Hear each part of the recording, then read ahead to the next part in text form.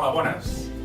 Després de col·laborar a l'Horta Masó i el Sol Blanc fent tastets a l'Horta Masó, doncs hem descobert que hi ha una tomata molt interessant en els últims anys i hem decidit crear el nou canal Cherry TV. En aquest canal hi trobareu receptes que farem al moment, tant de restaurant com més casolanes. Aprofiteu aquest producte que és excepcional. Us esperem a Cherry TV.